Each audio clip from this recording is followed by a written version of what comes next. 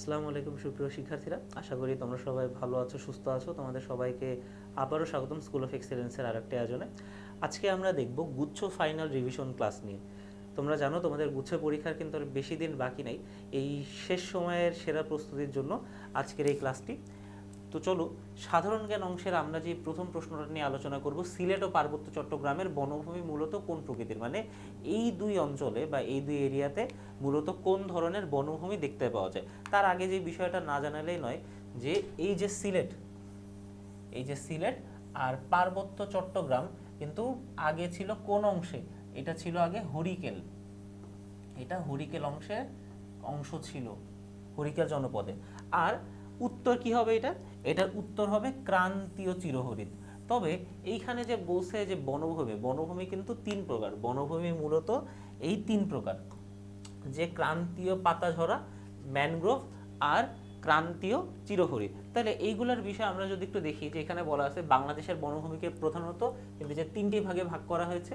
ক্রান্তীয় চিরহরিৎ, যেটার উত্তর হলো গিয়ে সিলেট, এবং যেটা মূলত আমরা সিলেট এবং চট্টগ্রাম বা পার্বত্য চট্টগ্রাম অঞ্চলে দেখতে পাই। ক্রান্তীয় চিরহরিৎ এবং পাতাঝরা গাছের বনভূমি, এটা যদি আমরা একটু বৈশিষ্ট্য দেখি, এই বনভূমি বাংলাদেশের এই যে দেখো পার্বত্য চট্টগ্রাম, সিলেট এবং মৌলভীবাজার জেলায় দেখা যায়। এই অঞ্চলের মাটি একটু লালচে ধরনের হয়ে থাকে এবং বৃষ্টির পরিমাণ বেশি হয়, গাছপালা ঘন এবং সবুজ থাকে। আমরা স্বাভাবিকভাবে জানি যে বৃষ্টি যদি বেশি হয় তাহলে গাছপালা ঘনও হবে, আবার কি হবে, সবুজও হবে।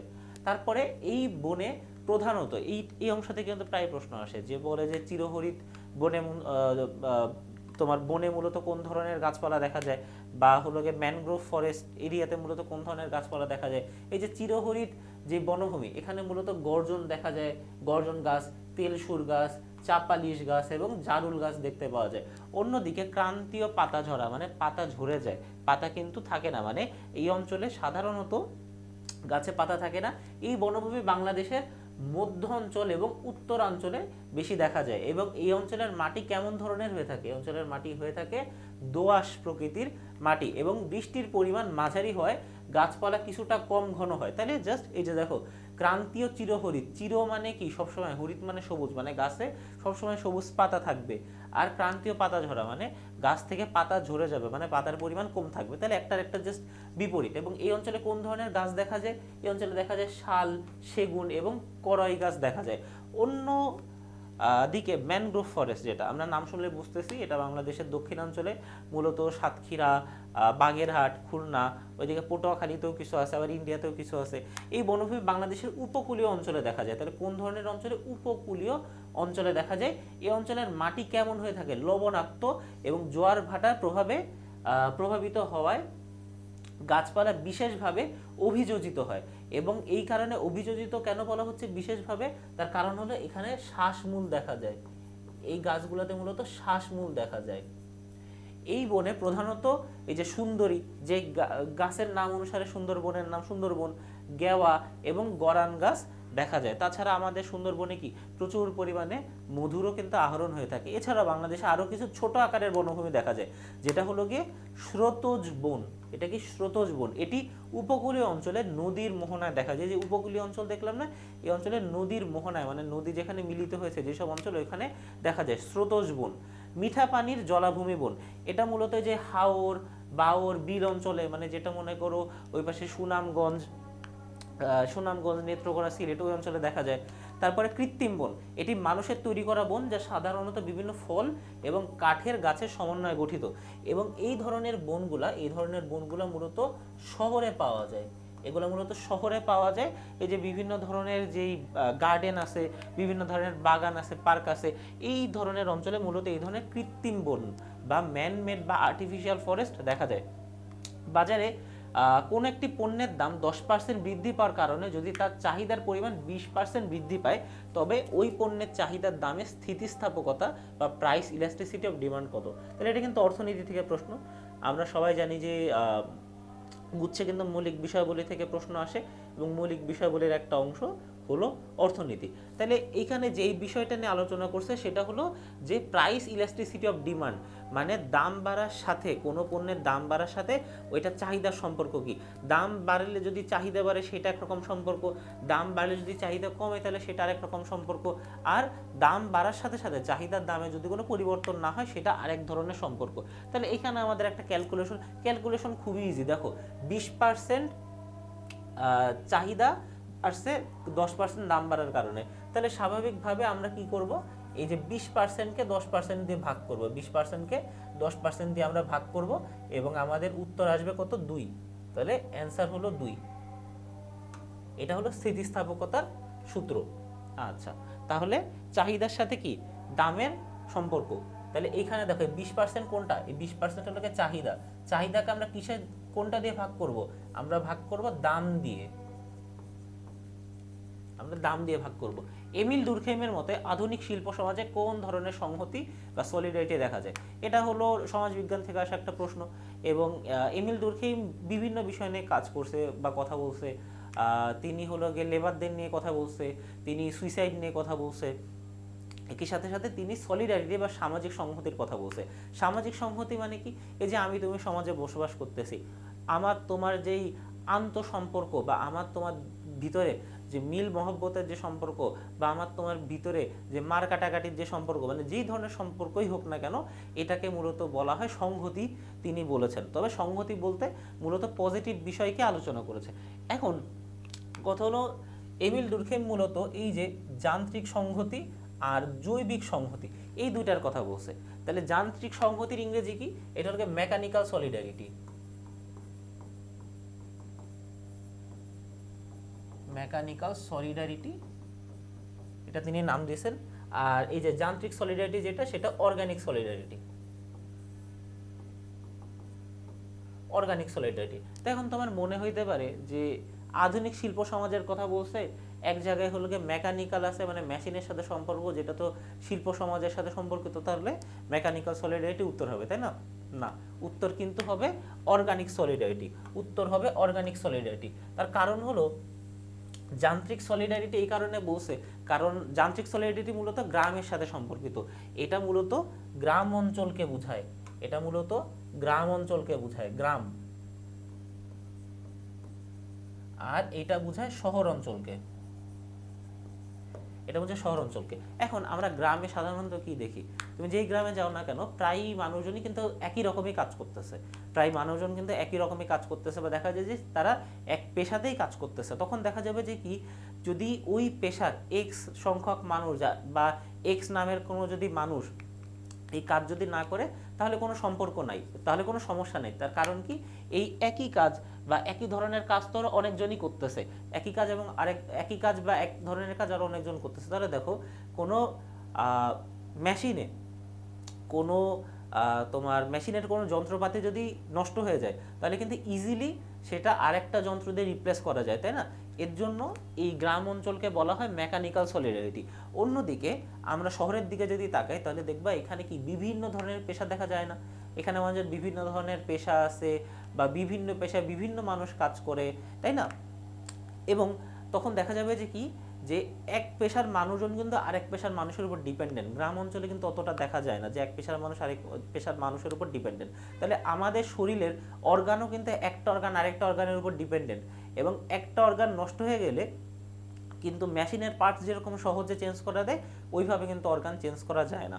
এর জন্য জৈবিক সংহতি অর্গানিক সলিডারিটি শহরে দেখা যায়, আর যান্ত্রিক সংহতি মেকানিক্যাল সলিডারিটি কোথায় দেখা যায়, গ্রাম অঞ্চলে দেখা যায়। আচ্ছা, লজিক কোন গ্রিক মানে শব্দটি কোন গ্রিক শব্দ থেকে উদ্ভূত হয়েছে, যুক্তিবিদ্যার অংশ। এটা এসেছে লোগোস থেকে, এটা এসেছে লোগোস থেকে, এটা এসেছে কোন ওয়ার্ড থেকে, লোগোস থেকে। লোগোস শব্দের বিভিন্ন অর্থ আছে। লোগোস শব্দের অর্থ কোনো জায়গায় বলা আছে যে ভাষা, কোনো জায়গায় বলা আছে শব্দ, কোনো জায়গায় বলা আছে যুক্তি। এই ওয়ার্ডের কিন্তু একাধিক মিনিং আছে, এই ওয়ার্ডের একাধিক মিনিং আছে। প্লেটোর দ্য রিপাবলিক গ্রন্থে আদর্শ রাষ্ট্রের কয়টি শ্রেণীর কথা বলছে, আদর্শ রাষ্ট্রের কয়টি শ্রেণীর কথা বলছে। এখানে এই যে প্লেটোর যে বই রিপাবলিক, এটা কিন্তু বারবার একটা আসা বই, মানে বারবার প্রশ্নে আসা বই, এবং আমি যদি ভুল না করে থাকি 3 বছর আগে গুচ্ছ পরীক্ষায় একদম ডিরেক্ট প্রশ্ন তুলে দিছে যে রিপাবলিক গ্রন্থটি কার লেখা। এই প্লেটো তার রিপাবলিক গ্রন্থে মূলত তিনটা শ্রেণীর কথা বলছে। একটা হলো আমার শাসক শ্রেণী, মানে যারা তোমাকে রুল করে, সেটা হলো প্রধানমন্ত্রীও হইতে পারে, সেটা রাজাও হইতে পারে, বা যে মানে এক এক সমাজে এক এক রকম, বা প্রেসিডেন্টও হইতে পারে। আচ্ছা, আরেক হলো নিয়ন্ত্রক, মানে যারা দেশের মানুষ ঠিকভাবে নিয়মকানুন মানতেছে কিনা, যারা এই জিনিসটা দেখে তারা হলো গিয়ে তোমার নিয়ন্ত্রক শ্রেণী। আর এর বাদে যারা, তারা হলো গিয়ে সাধারণ।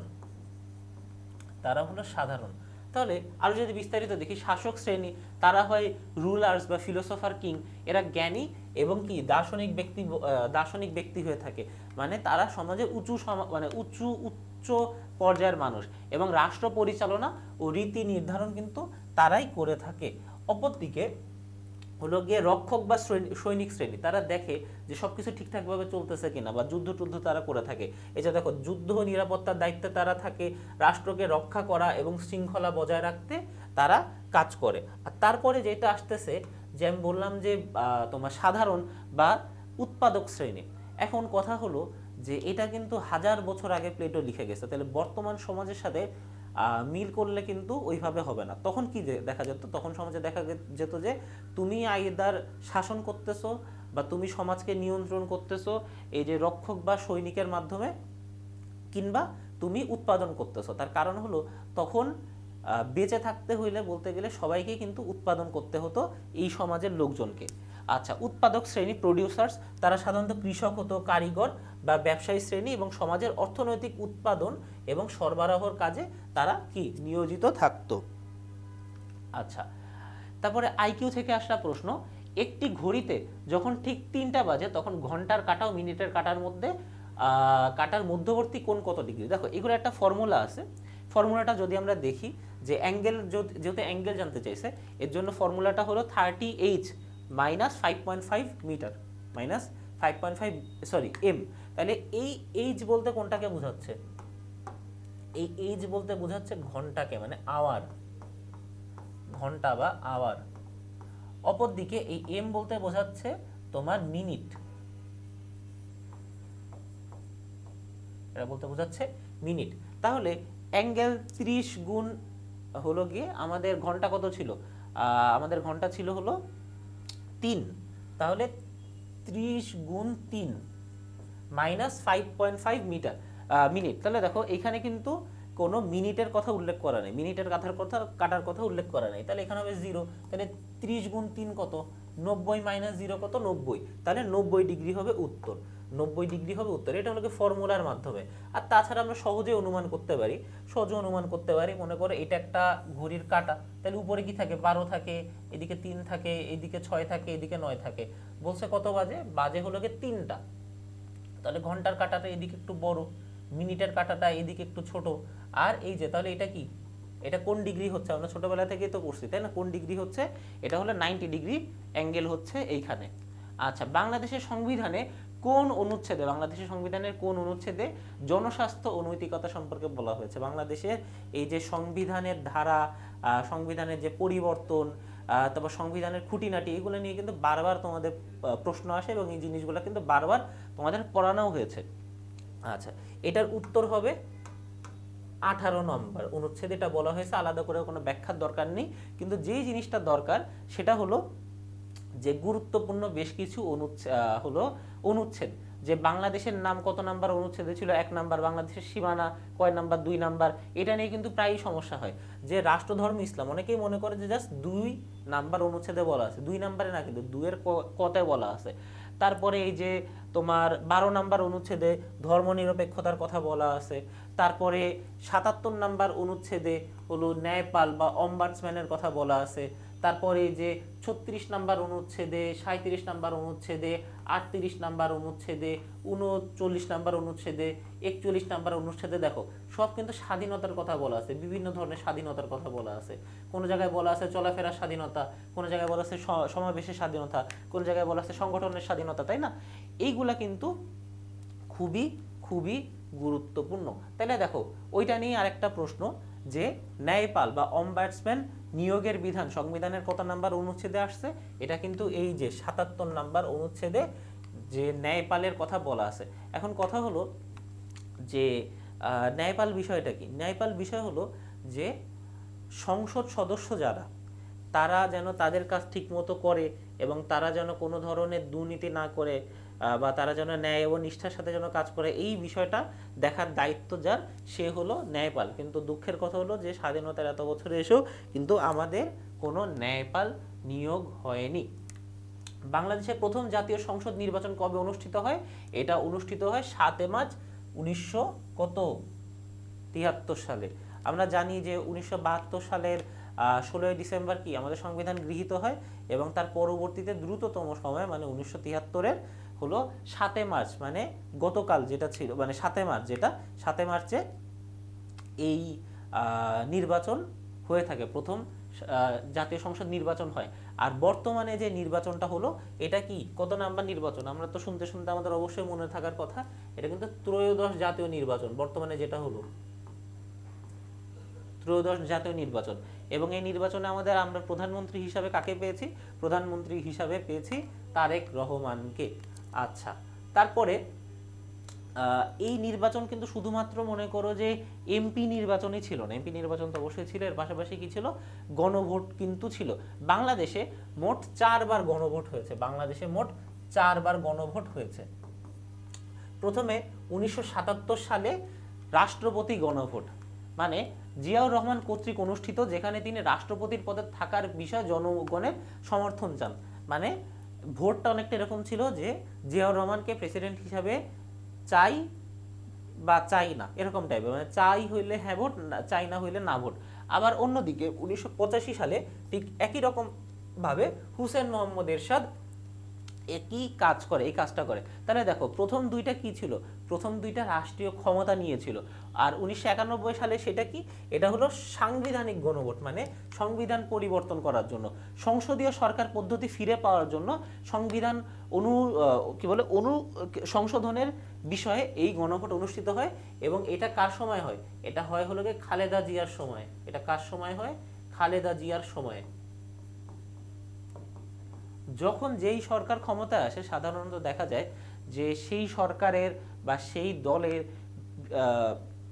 বিভিন্ন সময়ে তারা যেই কাজগুলা করছে, সুকীর্তি করছে, সেগুলো নিয়ে কিন্তু প্রশ্ন আসে। এর জন্য বিএনপি শাসন আমলে বিএনপি যেই ভালো জিনিসগুলো করছে, সেগুলো কিন্তু আমাদের পরীক্ষার জন্য পড়ে যেতে হবে। আচ্ছা, 2026 সালে যে রিসেন্টলি যেটা হলো, অন্তর্বর্তীকালীন সরকার কর্তৃক সংবিধানের আমূল সংস্কারের জন্য নির্বাচনের দিন এই গণভোট অনুষ্ঠিত হয়। এবং এখানে মূলত কয়টি বিষয় ছিল? এখানে মূলত ছিল 4টি বিষয়। এই গণভোটে মূলত কয়টি বিষয় ছিল? 4টি বিষয় ছিল।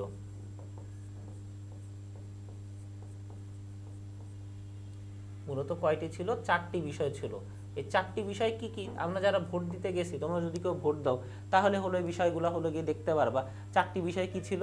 একদম প্রথমে যেটা, নির্বাচনকালীন তত্ত্বাবধায়ক সরকার, মানে যখন নির্বাচন হবে তখন তত্ত্বাবধায়ক সরকার এই নির্বাচনটাকে নিয়ন্ত্রণ করবে, মানে নেতৃত্ব দিবে কোনো তোমার এই যে কোনো এক্সিস্টিং পলিটিক্যাল পার্টি না। আগামী জাতীয় সংসদ হইবে 2 কক্ষ বিশিষ্ট। তাহলে সেইখানে 2টা কক্ষ থাকবে, মানে নিম্ন কক্ষ উচ্চ কক্ষ থাকবে। এবং জাতীয় সংসদ নির্বাচনের দলগুলা প্রাপ্ত ভোটের অনুপাতে 100 সদস্য বিশিষ্ট একটি উচ্চকক্ষ গঠিত হইবে, এবং সংবিধান সংশোধন করিতে হইলে উচ্চকক্ষের সংখ্যাগরিষ্ঠ সদস্যদের অনুমোদন দরকার হবে। এবং এইটা যেই পদ্ধতিতে করা হয়, সেই পদ্ধতিটার নাম হবে হলো গিয়ে পিআর প্রযুক্তি, মানে পিআর পদ্ধতি। মানে ধরো তোমার পলিটিক্যাল পার্টি নির্বাচনে দাঁড়াইছে এবং জাতীয় নির্বাচনে সে 1% ভোট পেয়েছে, তাহলে তোমার দল থেকে একজনকে তুমি কি এই উচ্চকক্ষে পাঠাতে পারবা। মনে করো তোমার দল 5% ভোট পাইছে, তাহলে তুমি 5 জনকে উচ্চকক্ষে পাঠাতে পারবা, এরকম। এবং সেইটার সদস্য কত হবে, সেটা সদস্য হবে এই যে 100। তারপরে সংসদের নারী প্রতিনিধি বৃদ্ধি, বিরোধী দল হইতে ডেপুটি স্পিকার ও সংসদীয় কমিটির সভাপতি নির্বাচন, মৌলিক অধিকার, বিচার বিভাগের স্বাধীনতা, স্থানীয় সরকার, প্রধানমন্ত্রীর মেয়াদ, রাষ্ট্রপতির ক্ষমতা সহ তফসিলের বর্ণিত যে 30টি বিষয় জুলাই জাতীয় সনদে ঐক্যমত্য হয়েছে, সেগুলো বাস্তবায়নে আগামী সংসদ নির্বাচনে বিজয়ী রাজনৈতিক দলগুলো কি বাধ্য থাকবে। এবং 4 নম্বরে জুলাই জাতীয় সনদে বর্ণিত অপরাপর সংস্কার রাজনৈতিক দলগুলোর প্রতিশ্রুতি অনুসারে বাস্তবায়ন করা হবে। তাহলে এটার সাথে যারা সম্মিলিত ছিল, মানে এটার সাথে যারা কি বলে এটাকে, যে তারা হ্যাঁ পোষণ করছে তারা হ্যাঁ ভোট দিছে, যারা না পোষণ করছে তারা না ভোট দিছে। তবে এখানে বিষয় হলো যে হ্যাঁ ভোটের সংখ্যা না ভোটের সংখ্যা এটা জানার সম্ভাবনা বা জিজ্ঞেস করার সম্ভাবনা কম। তার কারণ হলো নির্বাচন হয়ে যাওয়ার সময়, মানে নির্বাচন যখন হয়েছে তখন একটা ফলাফল দিছে এবং পরবর্তীতে আরেকটা ফলাফল দিছে, জন্য এখানে ফলাফলের যে সংখ্যাটা এটা একটু প্রশ্নবিদ্ধ। জাতীয় সংসদের 1 নাম্বার আসন কোনটা, এটা আমরা কিন্তু মোটামুটি সবাই জানি, এটা হলো পঞ্চগড় 1। আর 300 নাম্বার আসন যেটা, 300 নাম্বার আসন হলো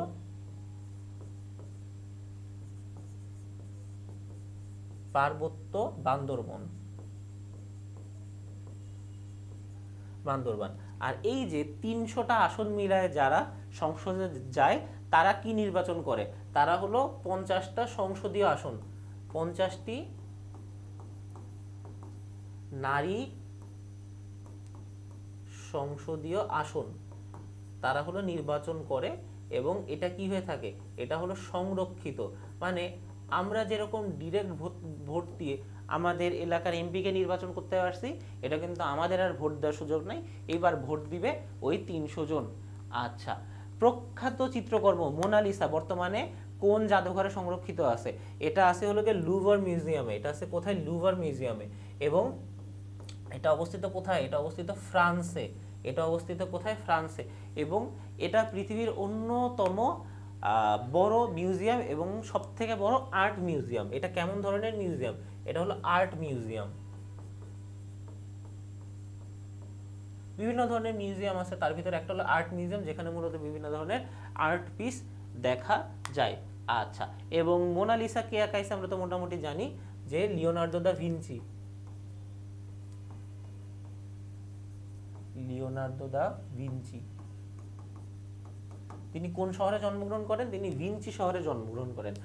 আগা খান স্থাপত্য পুরস্কার বিজয়ী বাংলাদেশি স্থপতিকে, এটা কিন্তু একটা রিসেন্ট প্রশ্ন, একদম রিসেন্ট থেকে আসা। এবং যেই ব্যক্তি পুরস্কারটা পেয়েছে তার নাম হলো এই যে মেরিনা তাবাসসুম, তার নাম কি, মেরিনা তাবাসসুম। এবং তিনি যেই কাজের জন্য এই পুরস্কারটা পেয়েছেন, যেই স্থাপনার জন্য পুরস্কারটা পেয়েছেন, সেটার নাম হলো গিয়ে খুদিবাড়ি। খুদিবাড়ি। এবং বাড়ির ডিজাইনটা অনেকটা মনে করো যে এই যে এরকম এরকম টাইপের। এইখানে মূলত মানুষ বসবাস করে। আর এইখানে তারা কি করতেছে, এইখানে এই বাড়ির পিলার দেওয়া, এইখানে এই বাড়ির পিলার বা খুঁটি বা স্থাপনা যেটাই বলো না কেন, এটা এইভাবে হলো গিয়ে দেওয়া, কাইন্ড অফ এরকম এক ধরনের স্থাপনা তার। এবং এটার জন্য তিনি আগা খান পুরস্কার পেয়েছেন। পুরস্কারের কথা যদি বলি তাহলে বেশ কিছু পুরস্কার কিন্তু আছে যেগুলো থেকে আমাদের প্রায় সময় পরীক্ষায় আসে। যেরকম এই যে আগা খান স্থাপত্য পুরস্কার তো আমরা দেখলাম, তারপর আসতেছে আমাদের নোবেল পুরস্কার, নোবেল পুরস্কার, অস্কার, তারপরে হলো গিয়ে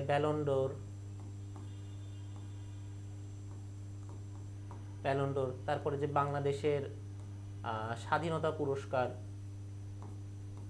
তারপরে 21শে পদক, এগুলা থেকে কিন্তু প্রায় প্রশ্ন আসে, এগুলা থেকে প্রায় প্রশ্ন আসে। কে কোনবার, মানে এই যে রিসেন্ট থেকে মূলত প্রশ্ন আসে, রিসেন্ট ইয়ারে বা রিসেন্ট বারে বা একদম সাম্প্রতিক সময় কারা কারা এই পুরস্কারগুলো পেয়েছে সেগুলো কিন্তু তোমাদের জানানো হয়েছে। এবং শুধুমাত্র কারা পুরস্কার পেয়েছে এইগুলা জানলেই হবে না, এর পাশাপাশি এগুলার কিন্তু ইতিহাসও জানতে হবে। মানে এই পুরস্কারগুলো কত সাল থেকে দেওয়া হয়, প্রথম কারা পেয়েছে, কোন সংগঠন থেকে দেওয়া হয়, বা কোনো বিশিষ্ট ব্যক্তি যদি পুরস্কারগুলো পেয়ে থাকে, যেরকম ধরো রবীন্দ্রনাথ ঠাকুর যেহেতু ভারত উপমহাদেশের প্রথম পুরস্কার পেয়েছে নোবেল, এই জন্য এটা গুরুত্বপূর্ণ। তার পাশাপাশি হলো কি কিছু ব্যক্তি আছে যেরকম তারা অস্কার পাওয়ার পরেও, সরি অস্কার না, নোবেল পুরস্কার পাওয়ার পরেও নোবেল পুরস্কার তারা হলো কি গ্রহণ করেন নাই, তারা হলো কি গুরুত্বপূর্ণ। পাশাপাশি কোনো ব্যক্তি আছে যারা একই সাথে নোবেল পুরস্কার পেয়েছে, অস্কার পুরস্কার পেয়েছে, এটা গুরুত্বপূর্ণ। ইত্যাদি ইত্যাদি যে বিষয়গুলো, এগুলো কিন্তু আমাদের জানতে হবে। বাংলাদেশের গুরুত্বপূর্ণ স্থাপনা এবং সেইগুলার যারা হলো গিয়ে স্থপতি বা আর্কিটেক্ট, তাদের নামের দিকে যদি আমরা তাকাই, একদম প্রথমে সব থেকে গুরুত্বপূর্ণ যেটা, যে জাতীয় সংসদ ভবন ঢাকায় অবস্থিত, এটা স্থপতিকে লুই আইকান। অপরদিকে লুই আইকান নামের সাথে আরেকজন ব্যক্তির নাম একটু মিল আছে, তার নাম কি? বব বুই। তার নাম কি? তার নাম হলো বব বুই। তিনি কোনটা তৈরি করেছেন? তিনি তৈরি করেছেন আমাদের যে Kamalapur railway station, Kamalapur railway station. আচ্ছা, তারপরে জাতীয় স্মৃতিসৌধ যেটা সাভারে অবস্থিত, এটা তৈরি করেছেন সৈয়দ মাইনুল হোসেন। কেন্দ্রীয় শহীদ মিনার যেটা ঢাকায় অবস্থিত, হামিদুর রহমান। অপরাজেয় বাংলা ঢাকা বিশ্ববিদ্যালয়ে অবস্থিত কলাভবনের সামনে, সৈয়দ আবদুল্লাহ খালেদ। সাবাস বাংলাদেশ, এটা রাজশাহী বিশ্ববিদ্যালয়ে অবস্থিত, এটা তৈরি করেছে হলো নিতুন কুণ্ডু। সংসপ্তক যেটা জাহাঙ্গীরনগর বিশ্ববিদ্যালয়ে, সেটা হামিদুজ্জামান খান। সন্ত্রাস বিরোধী রাজু ভাস্কর্য, মানে যে টিএসসিতে যেটা সংক্ষেপে রাজু ভাস্কর্য, এটা শ্যামল চৌধুরী। জাগ্রত চৌরঙ্গি গাজীপুর, এটার একটা কিন্তু ইতিহাস আছে, সেটা হলো এটা স্বাধীনতা পরবর্তী প্রথম। আচ্ছা,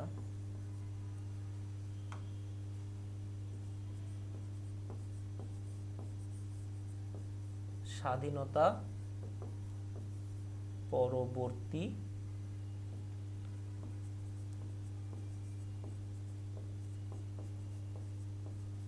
মুক্তিযুদ্ধ ভিত্তিক এই স্থাপনা। আর এটা হলো কেটে গেছে, একটু 60 গম্বুজ মসজিদ হবে, এটা 60 গম্বুজ মসজিদ। এটার স্থপতি ছিলেন হলো কি খানজাহান আলী, এবং শাপলা চত্বর যেটা মতিঝিলে অবস্থিত, এটার স্থপতি আজিজুল রহমান পাশা। এই 10টা কিন্তু খুবই খুবই গুরুত্বপূর্ণ।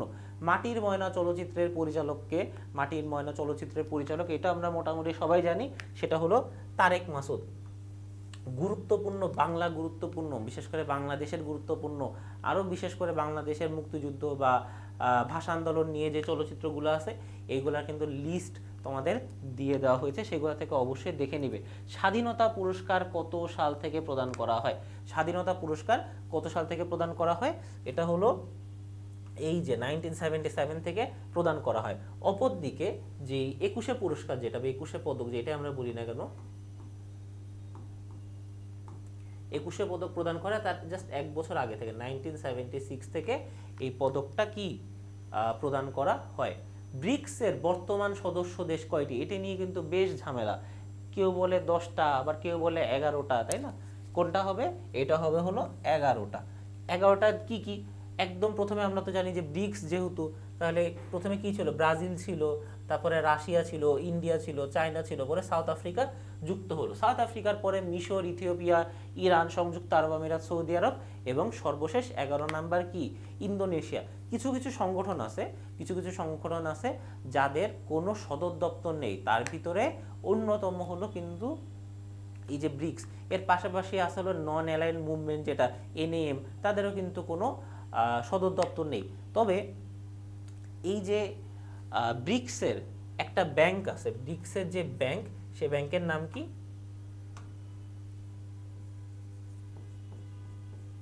এটার নাম হলো নিউ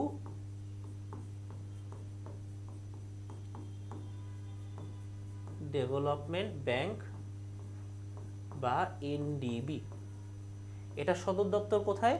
এটা সদর দপ্তর হলো সাংহাইয়ে, যেটা কোথায়? নাম শুনে বোঝা যাচ্ছে কোথায়? চায়নাতে। আচ্ছা, এবং আরও কিছু কিন্তু সংগঠনের নাম আমাদের জানতে হবে, এবং এদের বিশেষ করে এদের যেই সদস্য যে দেশগুলো, বাংলাদেশ কবে সদস্য হয়েছিল, তারপর এই সংগঠনগুলো কবে প্রতিষ্ঠিত হয়েছিল, এগুলোর উদ্দেশ্য কি, এগুলার কোনো শাখা আছে কিনা এই সংগঠনগুলোর, এগুলোর সদর দপ্তর কোথায়, এগুলার মহাসচিব কে, এইগুলো কিন্তু জানতে হবে। সেরকমগুলা হলো আমাদের ইউএন আছে, ইউএনের পাশাপাশি হলো নেটো আছে, G7 আছে, তারপরে G20 আছে, তাই না? তারপরে হলো সার্ক আছে, ইত্যাদি ইত্যাদি যেগুলো আছে, এগুলার ইতিহাস বা এগুলার সদস্য সংখ্যা, বাংলাদেশ কবে সদস্য হয়েছিল, প্রতিষ্ঠার সাল, সদর দপ্তর, মহাসচিব, এগুলা কিন্তু জানা আমাদের খুবই গুরুত্বপূর্ণ। অ্যামনেস্টি ইন্টারন্যাশনালের সদর দপ্তর কোথায় অবস্থিত? এটা সদর দপ্তর অবস্থিত হলো লন্ডনে। এরা কাদের নিয়ে কাজ করে? এরা মূলত কাজ করে হিউম্যান রাইটস নিয়ে, মানবাধিকার নিয়ে কাজ করে। এরা কাজ করে হিউম্যান রাইটস নিয়ে কাজ করে। আরেকটা সংগঠন আছে যেটা অ্যামনেস্টি ইন্টারন্যাশনাল নাম নিলে যেটার নাম আবার মানে নেওয়া লাগে, একই রকম গুরুত্বপূর্ণ, সেটা হলো ট্রান্সপারেন্সি ইন্টারন্যাশনাল। ট্রান্সপারেন্সি ইন্টারন্যাশনাল এটা কিন্তু বাংলাদেশেও আছে। বাংলাদেশে এটার নাম কি? Transparency international Bangladesh. ইন্ডিয়াতে ট্রান্সপারেন্সি ইন্টারন্যাশনাল ইন্ডিয়া, মানে যেই দেশে যায় তারা সেই দেশের নামটা এর সাথে যুক্ত করে। কিন্তু ট্রান্সপারেন্সি ইন্টারন্যাশনাল মূলত কোন দেশভিত্তিক সংগঠন? এটা মূলত জার্মানির দেশভিত্তিক সংগঠন। এবং এরা কি নিয়ে কাজ করে? এরা কাজ করে হলো কি করাপশন নিয়ে। এই যে রিসেন্টলি বাংলাদেশ ব্যাংকের গভর্নর যে চেঞ্জ হয়ে গেল না, এই ট্রান্সপারেন্সি ইন্টারন্যাশনাল কিন্তু এইটাতে কি বলছে যে এই প্রক্রিয়াটা আসলে ঠিক হয় না, এই জায়গায় দুর্নীতি হয়েছে। তারা কিন্তু এই বিষয়টাকে ডিক্লেয়ার করছে। ক্যাম্প ডেভিড চুক্তি মূলত কোন দুটি দেশের মধ্যে শান্তি স্থাপনের জন্য হয়েছিল? এটা কিন্তু আমরা মোটামুটি সবাই জানি, খুবই সহজ। সেটা হলো মিশর ও ইসরায়েল। সেটা কি? মিশর ইসরায়েল। এটা যদি আমরা ইতিহাস একটু দেখি, এটা সময়কাল ছিল বা ক্যাম্প ডেভিড চুক্তি বা ক্যাম্প ডেভিড অ্যাকর্ড। এই চুক্তির ইংরেজি কি? চুক্তির ইংরেজি হলো অ্যাকর্ড। সময়কাল 17 থেকে 19 সেপ্টেম্বর 1978। কোন জায়গায়? যেই স্থানে সাধারণত এই চুক্তিগুলো হয়, সাধারণত ওই স্থানের নামে চুক্তির নাম করা হয়। যেরকম ক্যাম্প ডেভিড, মেরিল্যান্ড, মার্কিন যুক্তরাষ্ট্র। এবং প্রধান পক্ষ মূলত দুইটা। একটা ইজিপ্টের প্রেসিডেন্ট আনোয়ার সাদাত, ইসরায়েলের প্রধানমন্ত্রী মেনাচিম বেগম। আর মধ্যস্থতাকারী ছিল হলো সাধারণত মধ্যস্থতাকারী যারা হয় আমেরিকার প্রেসিডেন্ট, মার্কিন রাষ্ট্রপতি জিমি কার্টার। এবং এইখানে যে মূল বিষয়গুলো, এর মাধ্যমে কি হয়? মধ্যপ্রাচ্যে শান্তি প্রতিষ্ঠিত হয় তাদের মতে। ইসরায়েল ইজিপ্টের সাথে তাদের যে দীর্ঘ সময় যে যুদ্ধ হচ্ছিল, যে যুদ্ধটা শেষ হয় এবং ইজিপ্ট ইসরায়েলের অস্ত্রবিরতিতে স্বীকৃতি দেবে। এবং এটার ফলাফল কি হয়? ফলাফলে 1979 সালে এই দুইজন ব্যক্তি একত্রে কি নোবেল শান্তি পুরস্কার পায়। তারা দুইজন একত্রে পরবর্তীতে নোবেল শান্তি পুরস্কার পায়। ফরাসি বিপ্লব কত সালে সংগঠিত হয়? ফরাসি বিপ্লব সংগঠিত হয় 1789-এ। এবং ধরা হয় যে মাদার অফ অল বিপ্লব, মানে মাদার অফ অল রেভলিউশন বলা হয় কিন্তু এই ফরাসি বিপ্লবকে। কারণ এই বিপ্লবের পরে দেখা গেছে যে ধুমধুম করে আরও অনেক বিপ্লব হয়েছে। এবং বিপ্লব নিয়ে যখন কেউ কথা বলে তখন ফরাসি বিপ্লবের নাম না নিলে কিন্তু হয় না। তাহলে এতে কি বলে? Mother of all revolution. এবং এটা কি ছিল? 10 বছর ধরে এই বিপ্লবটা হয়। এবং এই বিপ্লবটা কিসের মাধ্যমে শুরু হয়? এই বিপ্লবটা শুরু হয় বাস্তিল দুর্গ পতনের মাধ্যমে। কিসের মাধ্যমে শুরু হয়? বাস্তিল দুর্গ পতনের মাধ্যমে। তাহলে বাস্তিল দুর্গ বিষয়টা কি? সেই সময়ের যে রাষ্ট্রপ্রধান ছিল তার এগেইনস্টে যারা কথা বলতো বা রাষ্ট্রপ্রধানের যাদের পছন্দ হইতো না, তারা তাদেরকে বাস্তিল দুর্গে আটকানো হতো। তাহলে বাস্তিল দুর্গ কি? বাস্তিল দুর্গ হলো একটা কারাগার। বাস্তিল দুর্গ কি? একটা কারাগার। আচ্ছা, বাস্তিল দুর্গ স্পেলিংটা একটু ভুল গেছে, কি যায় নাই। আচ্ছা, ওকে, দেখো ফরাসি বিপ্লব সময়কাল 1789 থেকে 1799। কোথায় হয়? স্বাভাবিকভাবে ফ্রান্সে হয়। মূল ঘটনা বাস্তিল দুর্গের পতন। এবং কত সালে বাস্তিল দুর্গের পতন হয়? যত সালে শুরু হয়েছিল এই যে বিপ্লবটা, সেটা 1789 সালে 14 জুলাই। এবং এর মাধ্যমে জাতীয় সভার গঠন হয় এবং মানবাধিকার ঘোষণা হয়, যেটার নাম ধরে declaration of the rights of man and the citizen, এবং রাজা ষোড়শ লুইয়ের মৃত্যুদণ্ড দেওয়া হয়। এই যে দেখো এখানে কিন্তু রাজা ষোড়শ লুইকে মৃত্যুদণ্ড দেওয়া হচ্ছে, এবং কিসের মাধ্যমে দেওয়া হয়, সেইটার যেই যন্ত্রের মাধ্যমে দেওয়া হয় বা যেই উপায়ে দেওয়া হয় সেটাকে বলে গিলেটিন। গিলেটিন মানে একটাই যে দেখো তার এই যে মাথা, তার এই যে মাথা, তার মাথাটা এই জায়গায় রাখা হয় এবং উপরে এক ধরনের হলো কি এক্স থাকে, এবং সেটা একটা দড়ি দিয়ে টানা থাকে, দড়িটা ছেড়ে দেয় এবং এক্সটা খেচাত করে এই যে যেই ব্যক্তিটাকে শোয়ানো থাকে তার ঘাড়ের উপরে পড়ে, এবং তার মাথাটা এই জায়গাটা বাস্কেট রাখা থাকে, এই বাস্কেটে পড়ে যায়। আচ্ছা, ফলাফল কি হয়? রাজতন্ত্রের পতন ঘটে, গণতন্ত্র ও নাগরিক অধিকার প্রতিষ্ঠা পায় এবং সমাজের উচ্চ বর্গের মাধ্যমে উচ্চ বর্গের প্রাধান্য কমে সাধারণ মানুষের ক্ষমতা বৃদ্ধি পায়। এর পাশাপাশি আরো দুইটা জিনিস হয়, সেটা হলো অনেকেই মনে করে যে তোমার ধনতন্ত্রের প্রতিষ্ঠা পায় এই সময় থেকে। অনেকে মনে করে যে এই সময় কি হয়, ধনতন্ত্রের সূচনা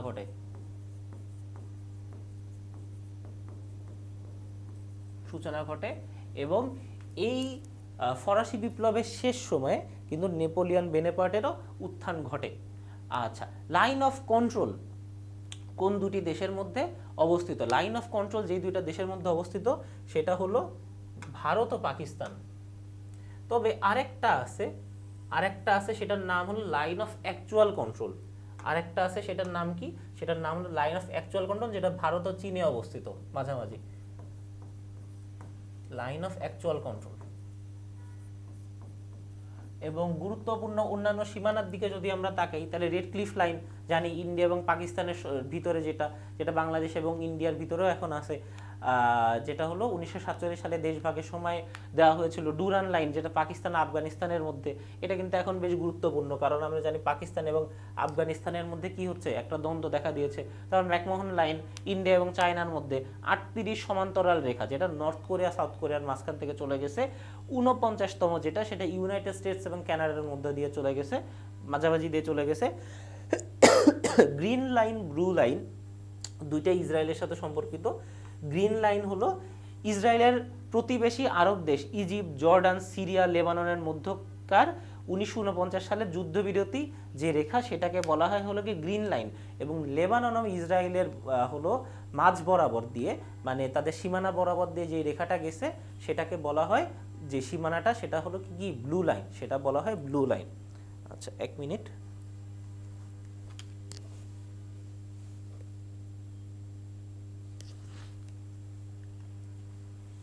ওকে, অপারেশন ডেজার্ট স্টর্ম কোন যুদ্ধের সাথে সম্পর্কিত? অপারেশন ডেজার্ট স্টর্ম হলো উপসাগরীয় যুদ্ধের সাথে সম্পর্কিত। কোন যুদ্ধের সাথে সম্পর্কিত? উপসাগরীয় যুদ্ধের সাথে সম্পর্কিত। উপসাগরীয় যুদ্ধ এটা মূলত হয়েছিল কাদের কাদের মধ্যে?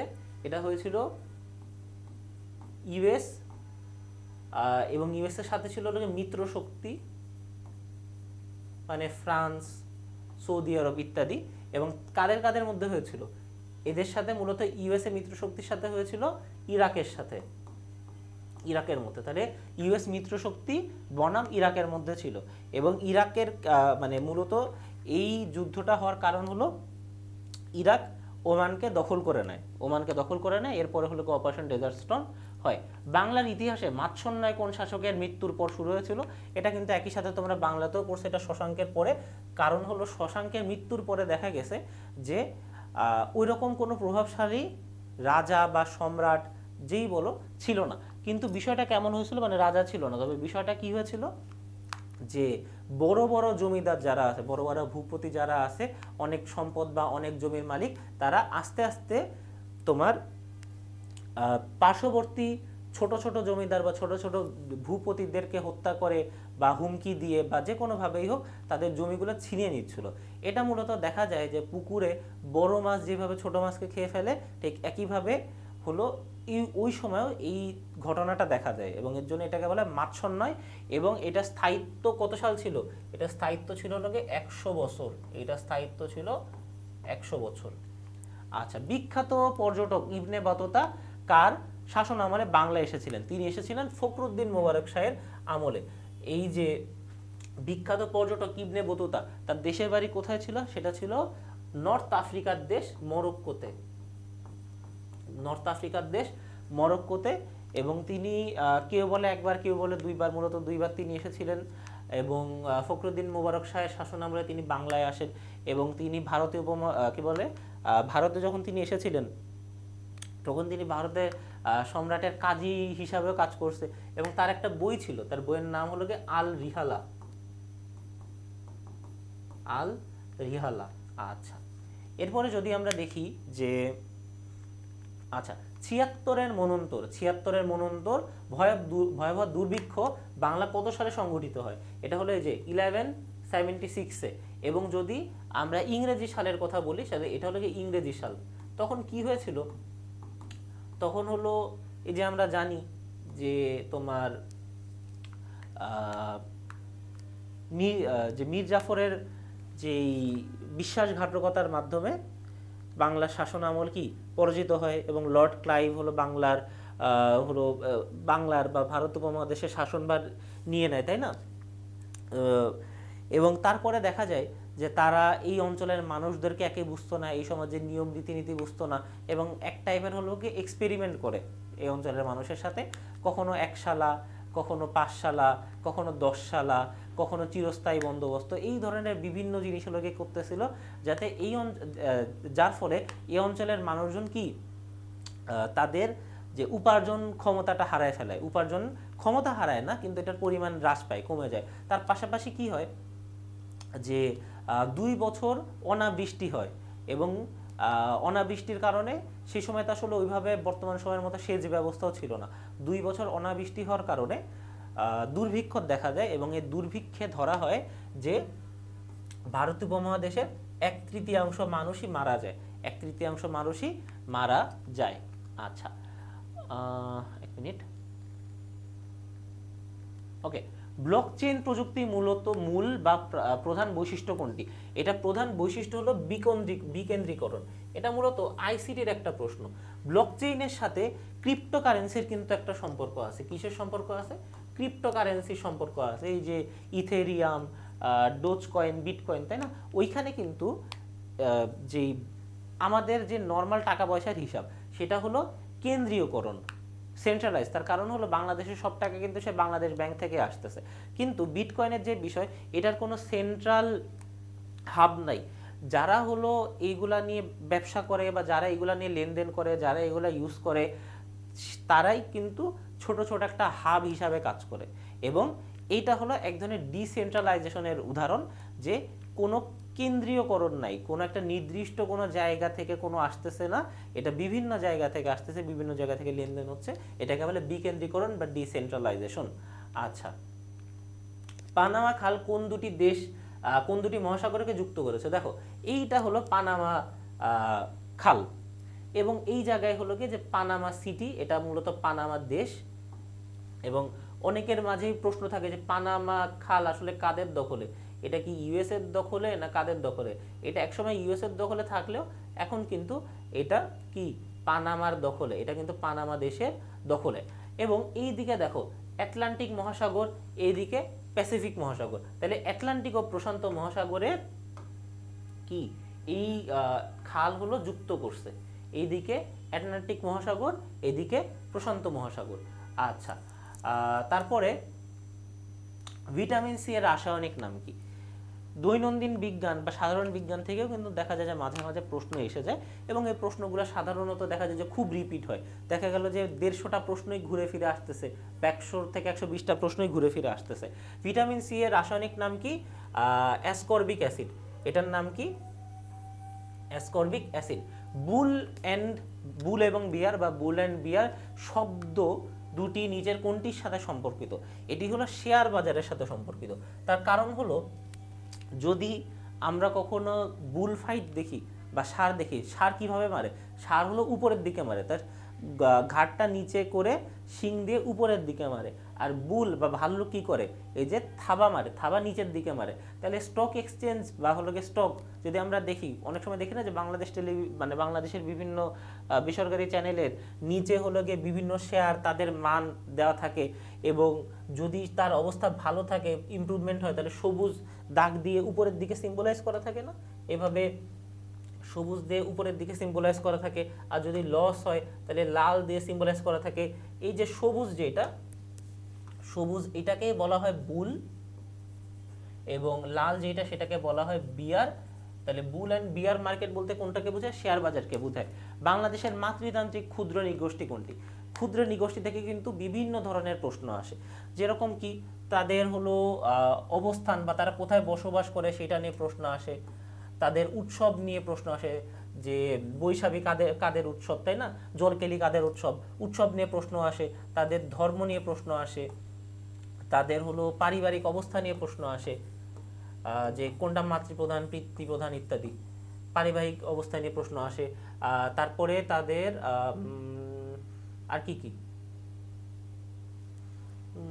এইগুলার পাশে আর কিছু খুঁটিনাটি বিষয়ে প্রশ্ন আসে। তবে মাতৃতান্ত্রিক ক্ষুদ্র নৃগোষ্ঠী হলো গারো আর খাসিয়া, যেটাকে অনেকে হলো মনে রাখার জন্য গা খা বলে। তারপরে আরেকটা প্রশ্ন প্রায়ই আসে যে মূলত কোন বিভাগে ক্ষুদ্র নৃগোষ্ঠী বা আদিবাসীদের দেখা যায় না, সেটা হলো খুলনা বিভাগ। আবার আরেকটা প্রশ্ন বারবার আসে যে ক্ষুদ্র নৃগোষ্ঠীদের মধ্যে মুসলিম কারা, মুসলিম ধর্মর বেশি কারা, সেটা হলো পাঙ্গন। বা প্রশ্ন আসতে পারে যে চাকমারা কোন অঞ্চলে থাকে, গারোরা কোন অঞ্চলে থাকে, এইভাবে কিন্তু প্রশ্ন আসে। তারপরে বাংলাদেশ কত সালে এলডিসি তালিকা থেকে চূড়ান্তভাবে উত্তরণ লাভ করবে? এলডিসি মানে least developed countries, least developed countries, list